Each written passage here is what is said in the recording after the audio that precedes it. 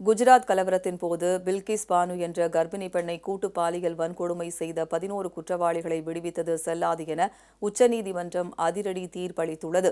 குஜராத் மாநிலத்தில் கடந்த 2002ஆம் ஆண்டு வெடித்த கலவரத்தின் போது பில்கிஸ் பானு என்ற கர்ப்பிணி பெண்ணை கூட்டு பாலியல் வன்கொடுமை செய்த ஒரு கும்பல் அவரது குடும்பத்தினரை கொன்று குவித்தது. இந்த வழக்கில் வாழ்நாள் சிறை தண்டனை விதிக்கப்பட்டு சிறையில் அடைக்கப்பட்ட 11 பேர் அண்மையில் குஜராத் அரசால் முன்விடுதலை செய்யப்பட்டனர்.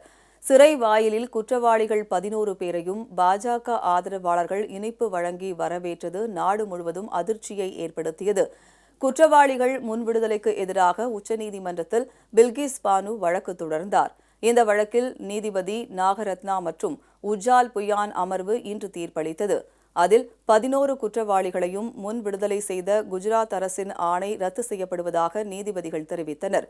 பாதிக்கப்பட்ட பெண்ணின் உரிமையை காப்பது மிகவும் முக்கியமானது என நீதிபதிகள் தங்கள் தீர்ப்பில் குறிப்பிட்டுள்ளனர்.